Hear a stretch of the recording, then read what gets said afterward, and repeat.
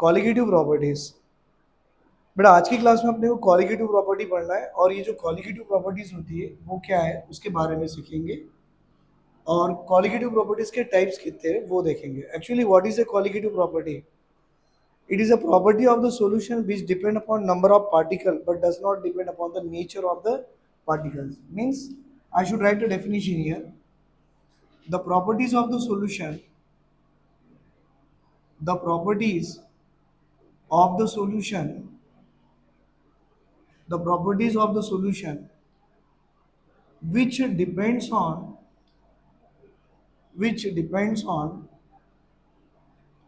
which depends on number of particles but does not depends on does not depends on nature of particle। मतलब particle का nature पे depend नहीं करेगा। Nature in the sense वो particle कैसा है, यानी कि क्वालिटी उस पर डिपेंड नहीं करेगा। वो डिपेंड करेगा कि नंबर ऑफ पार्टिकल्स कितने हैं।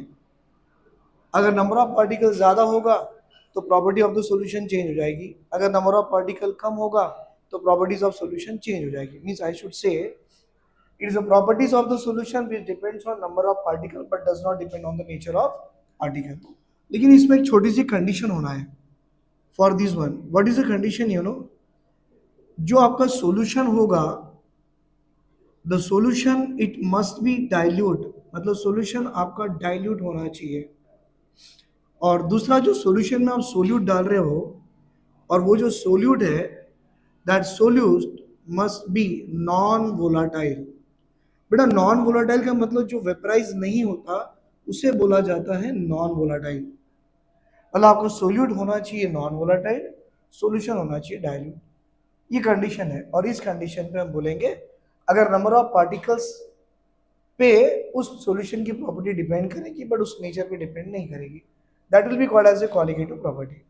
सो ऐसे कॉलिगेटिव प्रॉपर्टी हमारे पास कितने तरह के हैं, तो हम लिखेंगे यहाँ पर these are the types of colligative properties, types of colligative properties. अब आपको बता दूं मैं टाइप्स ऑफ कॉलिगेटिव प्रॉपर्टीज कितने, चार तरह के हैं। The first one is RLVP। ये जो RLVP का मतलब होता है, it is called as a relative lowering in vapour pressure. It is a lower relative lowering in vapour. मैं आपको डिटेल में बता दूंगा रिलेटिव लोअरिंग क्या होता है। Second one is called as a elevation in boiling point, elevation in boiling point, जिसको हम डिनोट करेंगे डेल्टा TB से। And third one depression in freezing point, the third one it will come depression in freezing point, जिसको हम denote करेंगे as a delta TF। और fourth one जो होगा दैट इज ऑस्मोटिक प्रेशर। तो हमारे सिलेबस में जो हमें पढ़ना है, these are the four colligative property we have to learn. पहला वाला relative lowering in vapour pressure, second elevation in boiling point, third depression in freezing point, and fourth one is osmotic pressure. मैं आपको ये वाला part सबसे पहले detail में explain करा लूँ कि what is the relative lowering in vapour pressure. देखो first one I am writing here relative lowering in vapour pressure. अब इसको समझने के लिए मुझे आपको कुछ एग्जांपल्स देने पड़ेंगे, और मैं आपको उस एग्जांपल से समझा के दूंगा।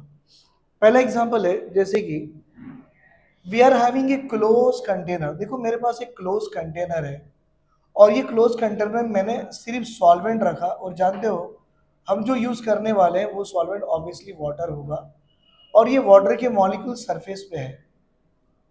ये वाटर के मॉलिक्यूल्स देखो सरफेस पे है, मतलब ये पूरा वाटर से फिलअप है, बट मैंने मेंशन किया सरफेस पे है।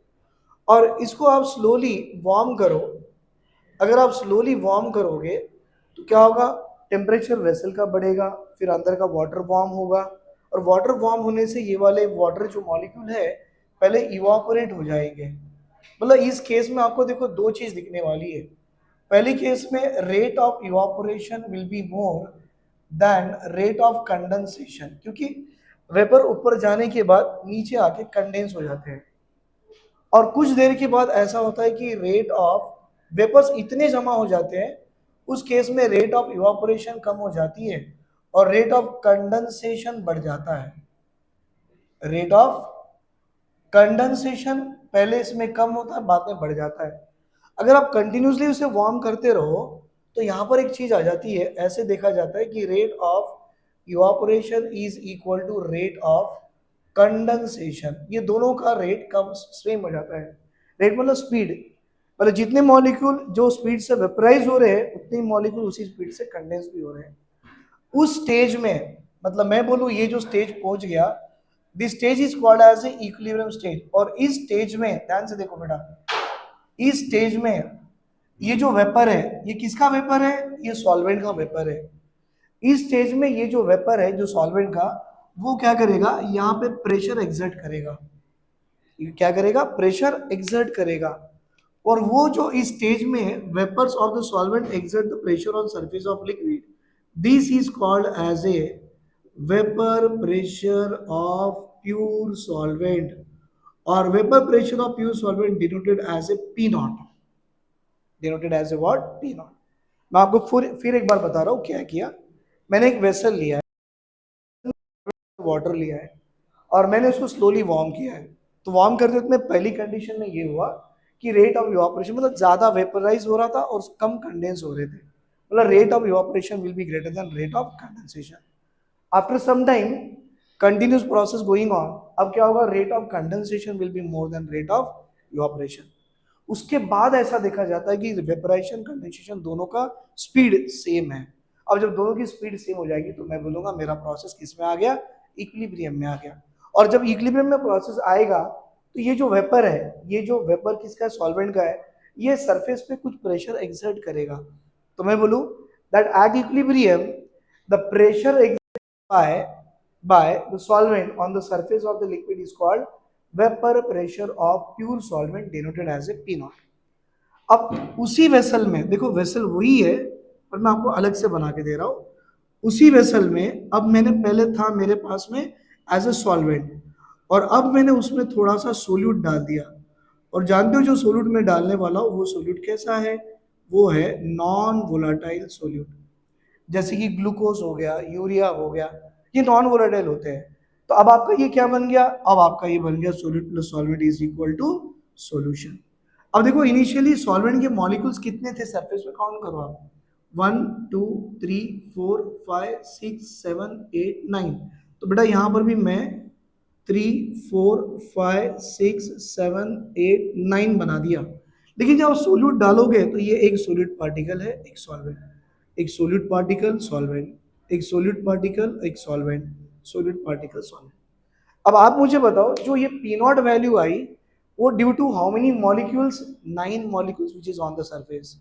और अब जो आप कंटिन्यू इसे वेपराइज करोगे, आई मीन वार्म करोगे, वार्म करने के बाद वेपर ऊपर जाएगा, rate of evaporation greater than condensation, बाद में कंडेंसेशन ग्रेटर इवापोरेशन, बाद में इक्विलिब्रियम आएगा।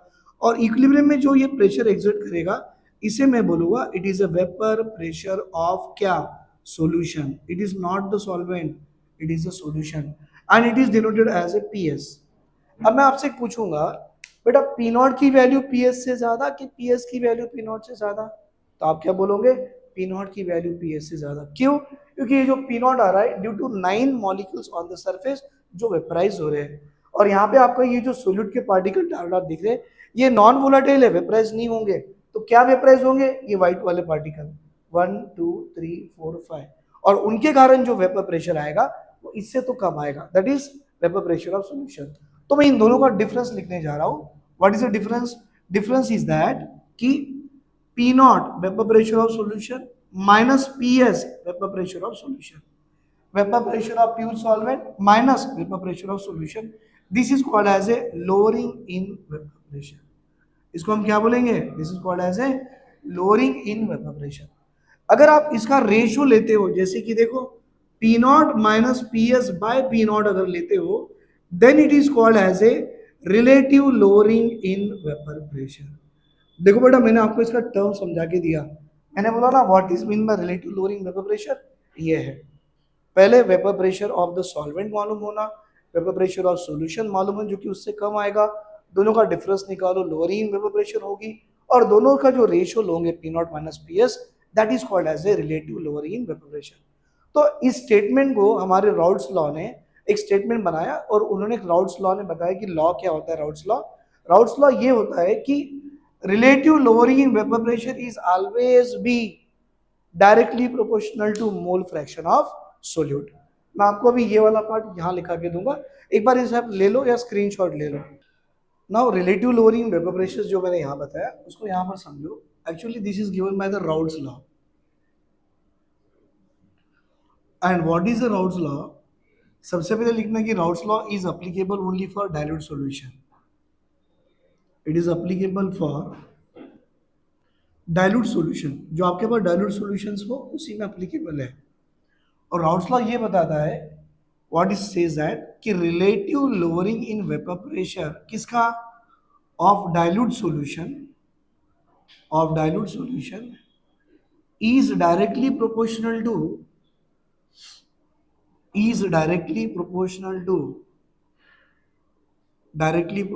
to mole fraction of solute. ये अपना राउट्स लॉ है। Means I should say what is that P not minus P S by P not, इसका मतलब relative lowering vapour pressure is directly proportional to mole fraction of solute. दूसरी बात, आप जानते हो मोल फ्रैक्शन ऑफ सोल्यूट कैसे लिखा जाता है? Number of moles of solute by total number of moles of all the component present on it. अब आपको ये number of moles of solute मैंने अभी अभी बताया था, this solution is applicable only for dilute solution. तो आपको ये मालूम होना चाहिए कि डाइल्यूट सॉल्यूशन में नंबर ऑफ मोल्स ऑफ जो सोल्यूट होते हैं वो आपके सॉल्वेंट के कंपेयर में बहुत कम होते हैं। तो अगर आपका number of moles of solute कम होगा तो जो डिनोमिनेटर में सोल्यूट लिखा है उसे आप निकाल सकते हो। And we can use P not minus P S by P not equal to number of moles of solute by number of moles of solvent, क्योंकि इसे निगलेक्ट किया जाता है। और number of moles of solute का मतलब जानते हो क्या होता है? Weight of solute by gram molecular weight of solute into number of moles of solvent, मतलब weight of solvent by gram molecular weight of solvent. मैं इसका रेसिप्रोकल लिख रहा हूं, तो it is a gram molecular weight of the solvent by weight of the solvent. मतलब ये मेरा फॉर्मूला बन गया। और देखो इस फॉर्मूले को मैं अलग वे से वहां पे लिख रहा हूँ, जस्ट ये वाला पार्ट में साफ कर दे रहा हूँ, जस्ट ए मिनट। अभी देखो यहां से मैं यही लिख रहा हूँ कि P not minus P S, ये रहा P not minus P S by P naught is equal to weight of solute by gram molecular weight of solute into gram molecular weight of solvent by weight of solvent. अगर आप इसे multiply with 1000 और divide by 1000 करेंगे तो आपको एक नया formula आएगा, weight by gram molecular wait into 1000 by weight of solvent in gram, मतलब this is called as a molality of the solution। इसका मतलब क्या हो गया? मोलालिटी इनटू क्या रहा? Gram molecular weight of solvent by 1000। और ये क्या रहा आपका? P not minus P S by P naught. And you know P not minus P S by P naught is also be called as a what? Relative lowering in vapour pressure. तो बेटा RLVP का formula ऐसे लिख सकते हो, P not minus P S by P not equal to number of moles of solid bye number of moles of solvent, और ये लगा सकते हो और डायरेक्टली इनटू 1000 बाय 1000 से आप मोलालिटी भी निकाल सकते हो। मैं आपको इसके ऊपर एक छोटा सा क्वेश्चन बना के दे रहा हूँ, जैसे see the question here. Now question उसी ऊपर क्वेश्चन है, देखो कैसा। The relative lowering in of an vapour pressure of aqueous solution containing non volatile solute is given. कुछ वैल्यू दी गई है, हमसे पूछ रहा molality of the solution. So आपके वो फॉर्मूला है, what is that? P not minus P S by P not equal to molality into gram molecular weight of solvent. और जानते हो आपका सॉल्वेंट क्या है?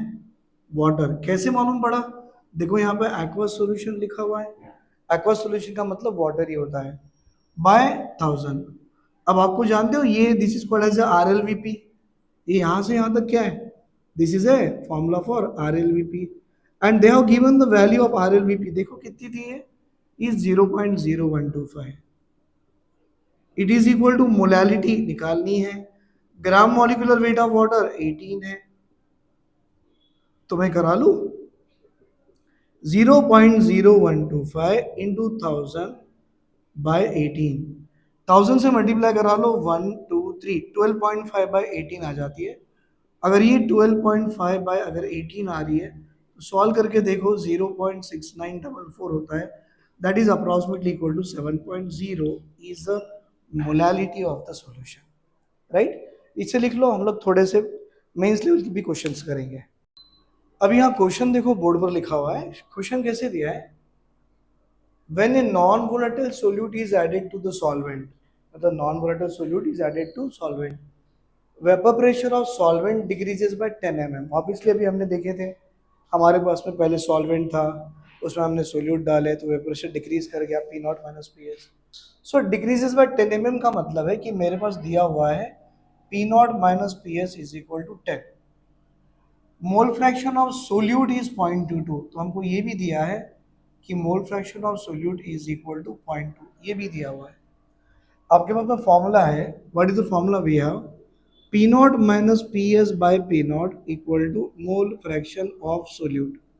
What is the value of P not minus P S, that is a value 10 by P naught, mole fraction of solute 0.2। Solve करके देखो P naught value कितनी आएंगे 0.2, 100/2, इट इज ए 50 mm, ये पी नॉट आ गया मुझे। अब second part देखो क्या बोल रहा है, what would be the mole fraction of solvent if decrease in vapor pressure is 20 mm।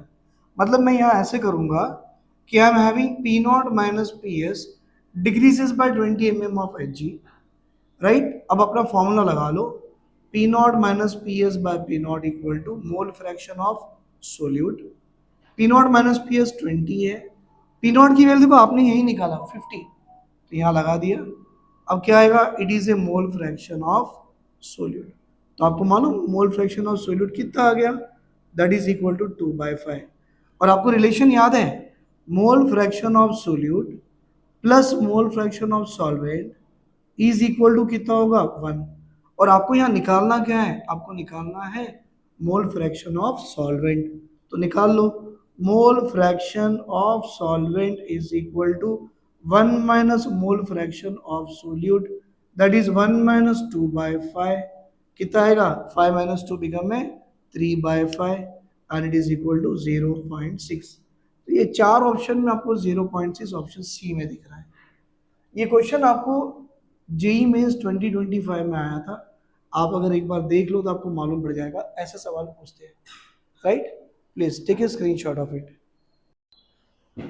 अभी ये सवाल है, this is no need to solve, इसको समझना है हमें। ए सेट ऑफ सॉल्यूशन, मैंने कुछ सेट ऑफ सॉल्यूशन बनाए, how prepared by using 180 gram of water, water मतलब सॉल्वेंट है, as a solvent and 10 gram of different non volatile solute, मतलब solute A 10 gram, solute B 10 gram, solute C 10 gram ले लिया। अब हमें यहाँ जोड़ना है कि R L V P in presence of the solutes are relative lowering vapour pressure, इनकी बतानी है। पहले आप जनरल फॉर्मूला बना लीजिए, relative lowering in vapour pressure का मतलब P not minus P S by P not, ये इसका मतलब क्या होता है, P not minus P S by P not, इसका मतलब है relative lowering in vapour pressure, and it is directly proportional to what, देखो it is equal to number of moles of solute, ध्यान से देखना, by number of moles of solvent, क्योंकि मोल fraction of solute है। अब मुझे बताओ ये रिलेटिव लोअरिंग वेपर प्रेशर किससे प्रोपोर्शनल है, number of moles of solute मतलब weight of solute by gram molecular weight of solute, और जो डिनोमिनेटर में number of moles of solvent है ऊपर आ जाएगा, that is a gram molecular weight of solvent जो कि वाटर है 18 बाय वेट ऑफ सॉल्वेंट। अब मुझे ये बताओ आपके पास क्या क्या चीज कॉमन है, तो मैं बोलूं 180 gram of water is a wait of solvent, मेरे पास कॉमन है, सबका कॉमन है, मतलब ये वेट ऑफ सॉल्वेंट सबके कॉमन हो गए। दूसरा 10 ग्राम ऑफ सोल्यूट भी कॉमन है, मतलब वेट ऑफ सोल्यूट भी कॉमन है, राइट। सॉरी बेटा, वाटर मतलब ग्राम मॉलिक्यूलर वेट 18 है और उसकी वेट भी आपको 180 कॉमन है, तो ये भी कॉमन है, हट गया, ये भी कॉमन हट गया। अभी क्या रहा आपके पास, relative lowering in vapour pressure किससे प्रोपोर्शनल है sir? Direct inversely proportional to gram molecular weight of solute. अब आप बताओ, जिस सोल्यूट की ग्राम मॉलिक्यूलर वेट जितनी कम होगी उसका रिलेटिव लोअरिंग वेपर प्रेशर उतना ज्यादा होगा। और देखो यहाँ मैंने ग्राम मॉलिक्यूलर वेट ऑफ सोल्यूट उन्होंने दिया हुआ है, ए की 100, बी की 200, सी की 10,000। सबसे ज्यादा किसका है? सी का मॉलिक्यूलर मास। जितना ज्यादा मॉलिक्यूलर मास, मॉलिक्यूलर वेट, उतनी कम आरएलवीपी। तो सी की आरएलवीपी सबसे कम होनी चाहिए, तो यहां पर है, बाकी कहीं भी नहीं है। दूसरा, जिसका मॉलिक्यूलर मास या मोलार मास जितना कम होगा उसकी आरएलवीपी उतनी ज्यादा होगी, इनवर्सली प्रोपोर्शनल है। तो ए शुड बी ग्रेटर। तो आंसर क्या आ गया आपका? This is the order. तो it is a what? relative lowering in vapor pressures of the solute whose weight is 10 gram added in 180 gram of water, but the RLVP is in the following order। सबसे ज्यादा आरएलवीपी किसका है? ए का है। और सबसे कम आरएलवीपी किसका है? सी का है। राइट, इसे भी लिख लो, ये भी आपके जेई मेंस में आया था, लिख लो इसे। ये वाला आपको 2020 में आया था। ये सारे जेई मेंस के सवाल है जो मैं आपको दे रहा हूँ, 2020 में आया था। ठीक है, नोट डाउन कीजिए। राइट, तो आज के क्लास में बेटा मैंने आपको क्वालिटेटिव प्रॉपर्टी में पहली वाली प्रॉपर्टी कराया, that is relative lowering in vapour pressures. उसके बाद में जो सेकंड प्रॉपर्टी है, elevation in boiling point, third वाली डिप्रेशन वाली, फोर्थ वाली ऑस्मोटिक, वो आपको बाद में क्लास में करा लूंगा। Right, thank you very much.